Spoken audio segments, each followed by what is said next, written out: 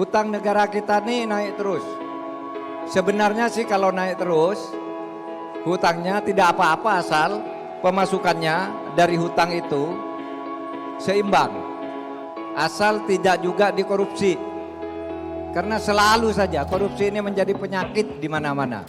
Nah oleh sebab itu kalau saya ditanya apakah untuk menghilangkan hutang ini pemerintahan Ganjar dan Mahfud mau menaikkan pajak? Tidak. Inilah pernyataan Mahfud MD di acara Tabrak Prof Jakarta Rabu 7 Februari 2024. Menurut Mahfud MD, menaikkan pajak demi menghapus utang di Indonesia yang terus meningkat tak efektif. Ia juga menilai menaikkan pajak justru akan membebani rakyat. Bagi Mahfud, aturan perpajakan di Indonesia sudah cukup bagus. Jika ia terpilih menjadi wakil presiden, ada beberapa hal yang dilakukan Mahfud dalam mengatasi masalah pajak. Ia berjanji akan hilangkan korupsi di perpajakan. Selain itu, calon wakil presiden nomor urut 3 ini akan naikkan teks rasio pajak di angka 14% hingga 15%. Saudara, sekarang teks rasio kita itu, kemampuan kita menarik pajak itu hanya 10,5%.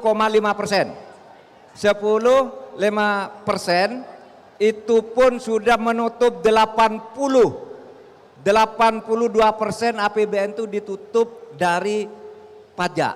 Sisanya itu dicari dari lain-lain lah.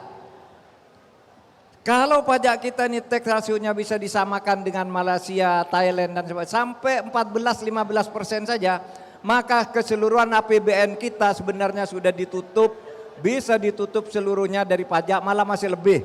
Nah oleh sebab itu sekarang penertiban terhadap masalah perpajakan nasional ini menjadi sangat penting.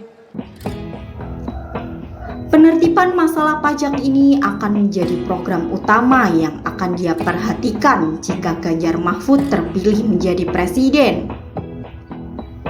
Sebelumnya, persoalan pajak ini sempat diperbincangkan pada debat Cawapres pertama, Jumat 22 Desember 2023. Mahfud ingatkan soal target teks rasio Prabowo Gibran yang mencapai 25%.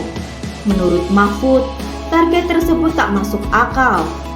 Berdasarkan data Kementerian Keuangan, rasio pajak Indonesia pada tahun 2023 tercatat sebesar 10,21%.